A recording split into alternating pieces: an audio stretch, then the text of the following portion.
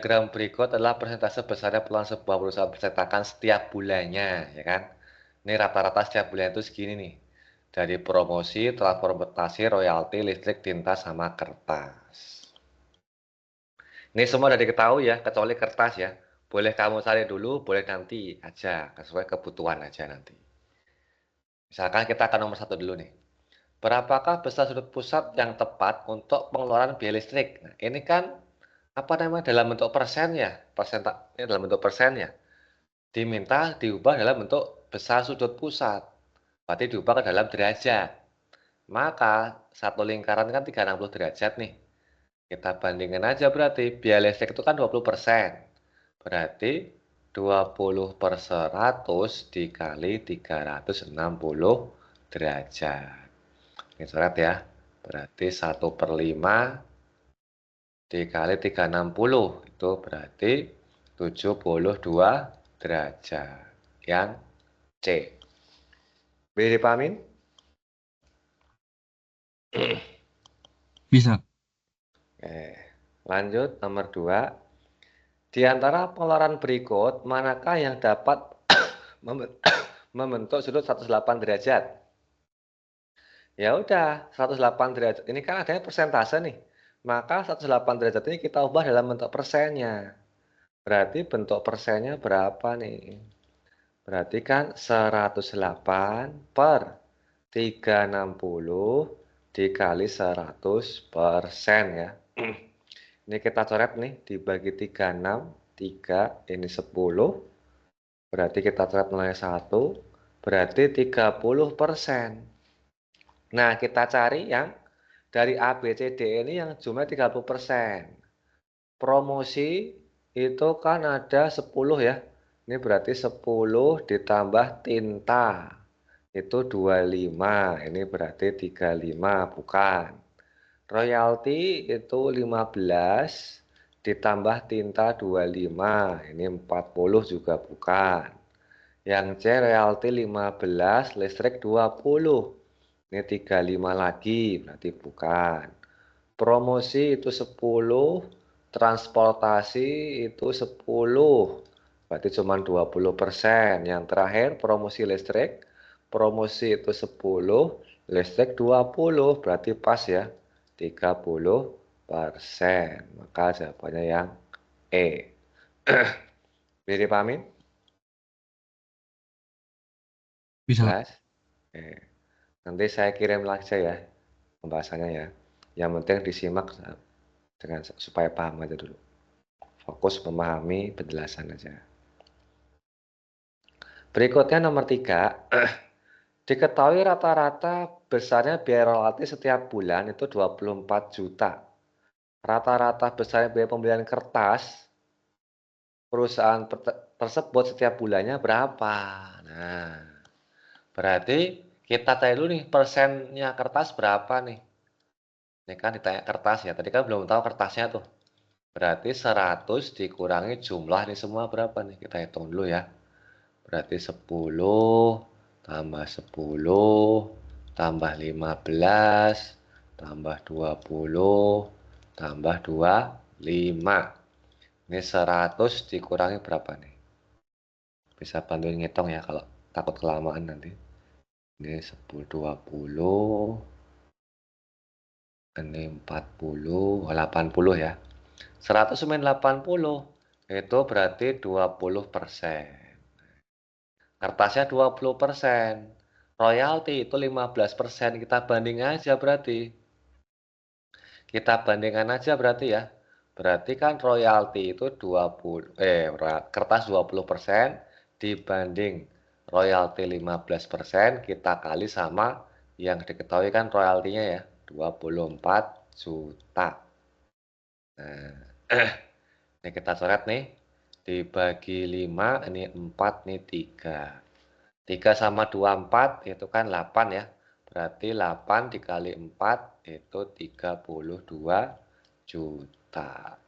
Yang A. Bisa dipahamin? Faiz, Giza? Bisa. Oke. Sama yang baru hadir, Safira. Semoga bisa ngikutin ya. Berikutnya nomor 4. Nomor 4 masih berkaitan dengan diagram tentang pengeluaran itu ya. Pengeluaran apa sih tadi tuh? Pengeluaran perusahaan percetakan. Nomor 4, diketahui rata-rata besarnya biaya royalti setiap bulan adalah 24 juta. Pada bulan Mei 2023 terjadi kenaikan biaya listrik sebesar 5% dibandingkan rata-rata pengeluaran biaya listrik setiap bulannya. Berarti naik 5% ya. Tapi dibandingkan pengeluaran biaya listrik setiap bulannya. Agar neraca keuangan perusahaan tetap stabil dan rata-rata besar pengeluaran relatif sama setiap bulannya, maka harus ada penghematan pada salah satu unsur pengeluaran. Salah satu pengeluaran yang dapat dihemat adalah pembelian tinta. Nah, tintanya berarti dikurangi ya. Agar besar pengeluaran tetap sama setiap bulannya, maka besar pengeluaran biaya untuk tinta untuk upaya penghematan adalah, nah berarti kenaikan listrik itu berapa persen sih sebenarnya sih? Kenaikan listriknya itu sebenarnya berapa persen? Nah, berarti kan kenaikan listriknya itu kan ini 5% dibandingkan pengeluaran biaya rata-rata tiap bulannya kan. Berarti 5/100 dikali 20%. Ini kita coret ya. Ini 20 berarti 1%. Berarti kenaikan listrik itu dibanding totalnya itu 1%. Berarti pengurangan biaya tinta, pengurangan biaya tinta otomatis juga 1% dong. Nah, dibanding totalnya. Kan ini naik 1, berarti pengurangan biaya tinta juga naik 1%. Ya kayak berkurang 1%, ya kan? Tapi ini kan 1% nggak ada nih. Berarti 1% ini kita bandingkan dengan apa namanya? Kita bandingkan dengan yang pengeluaran tinta tiap bulannya. Nah, ini kan 1%, ini kan dibanding semuanya ya. Ini kan dibanding total pengeluaran nih. 1% ini dibanding total pengeluaran. Nah, berarti kalau dibanding biaya tinta per bulannya, karena di sini nggak ada jawabannya, maka pengurangan tintanya adalah 1/100 dikali tinta tadi berapa tadi tinta? Tinta tadi 25%. Nah, 1/100 dikali 25%. Nah, berarti hasilnya berapa nih? Kok 1/4 ya? Ada yang salah nih, ada yang salah ngitung nih coba. 1/100 dikali 25. Oh, salah kebalik ya. Bukan 1/100. Kita bandingin berarti ya. Kalau 1% itu kan per 100. Nah, kalau 25% itu berarti berapa ya? Berarti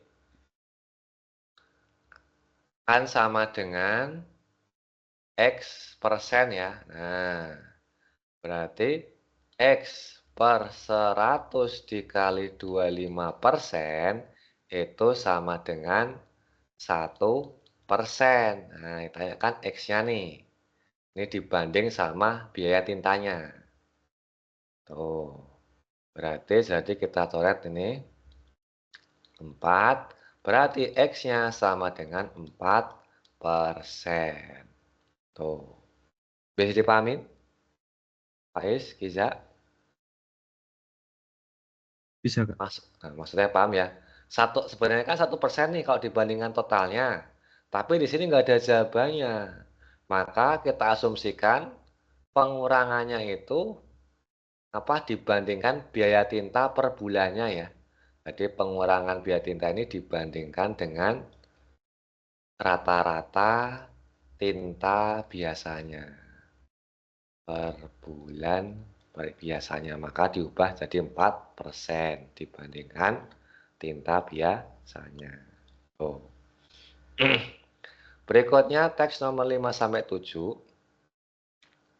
Karena pendek kita baca dulu aja. Ardi melempar sebuah bola dari ketinggian 8 meter.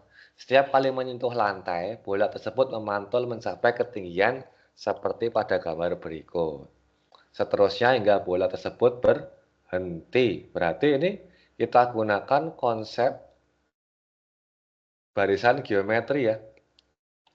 Barisan geometri. Di mana UN itu sama dengan A kali R pangkat min 1. Ini konsep dasarnya, ya kan? Di sini berarti rasionya berapa nih?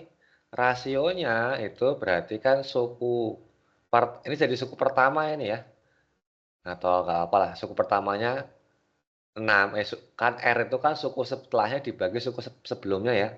Bisa 6/8 atau boleh juga 9/2/6. Sama aja ya. Ini pasti hasilnya kita pakai yang ini aja nih. Ini berarti 3/4. Ini rasio pemantulannya. Nah, simpen dulu nih. Sekarang nomor 5, soalnya ketinggian bola pada pantulan keempat. Pantulan keempat. Pantulan pertama itu kan yang ini. Bukan yang ini kan jatuh kan belum mantul ya. Berarti pantulan pertama ini ya. Pantulan pertama, pantulan kedua nih U1 nih. Berarti sebagai A-nya adalah yang 6. Berarti A-nya itu 6, rasionya 3/4. Maka pantulan keempat itu U4. Berarti A dikali R pangkat 3. A-nya itu berarti 6 dikali 3/4 pangkat 3. 6 dikali 27 per 6, 4. Coret nih. 32, ini 3. 3 kali 27 kan 81 ya. 81/3, 2. Yang D. Tuh. Bisa dipahamin?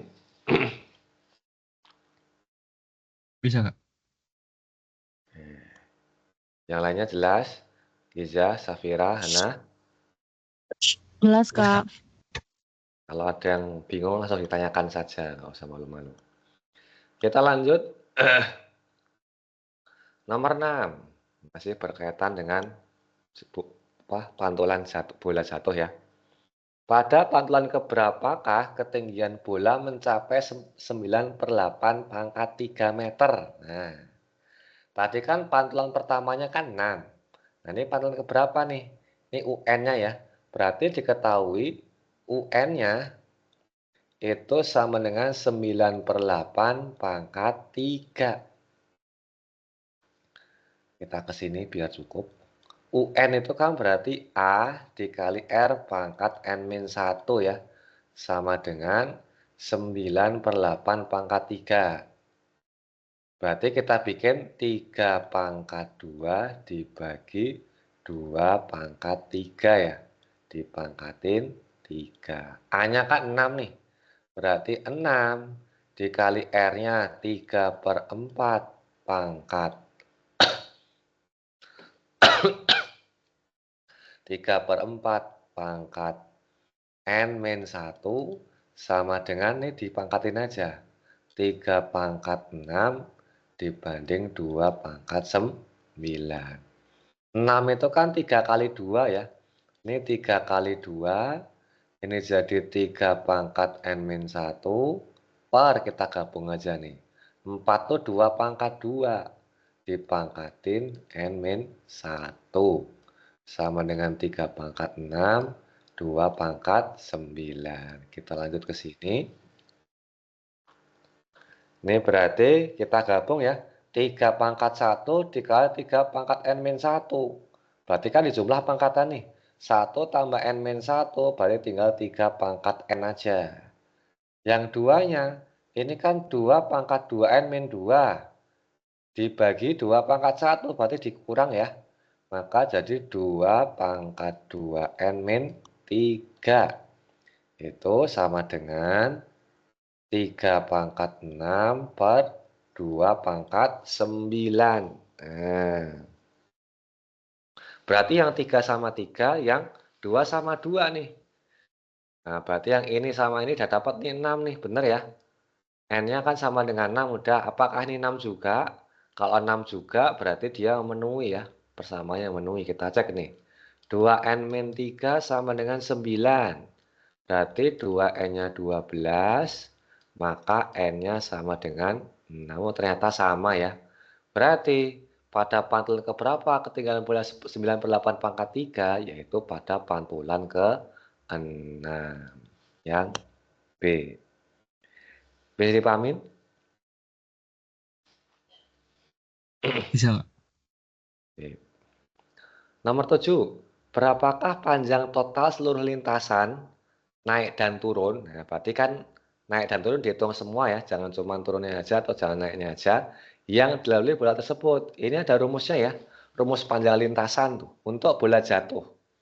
Panjang lintasan untuk bola jatuh itu rumusnya ada 2 ya. Yang pertama nih. Bisa 2H0 per 1 min R dikurangi H0. Atau bisa juga panjang lintasan itu rumusnya H0. H0 itu ketinggian jatuhnya ya.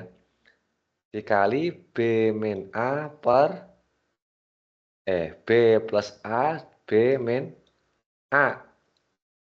Tuh, B plus A dibagi B min A. Di mana B sama A itu apa sih? Dari R-nya ya. R itu kan A per B. Ini adalah rumus panjang lintasan untuk bola jatuh. Ada 2 nih. Ini adalah rumus panjang lintasan untuk bola jatuh. Nah, kalau bola dilempar ke atas beda lagi nanti rumusnya. Bisa tanpa ini nih, 2H0 per 1 min R aja gitu. Atau bisa juga 2H1 per 1 min R nih ditambah sama H0 bisa juga. Tergantung lemparannya dari berapa ketinggiannya, macam-macam ya. Tapi ini untuk yang bola jatuh yang sering ada rumusnya yang ini nih. Kita gunakan yang rumus lebih umum aja yang atas ya. Berarti kan H0-nya tadi berapa H0-nya tadi? Nah, H0-nya 8 meter ya, bukan A-nya. H0 itu berarti ketinggian ketika bola jatuh. Berarti H0-nya 8, R-nya sama ya, itu 3/4. Maka panjang lintasannya berarti 2 kali 8 per 1 min 3/4 dikurangi 8. Berarti 16 dibagi 1/4 kurangi 8. 16 kali 4 itu 64. 64 kurangi 8 itu berarti 56 meter. Tuh. Yang C.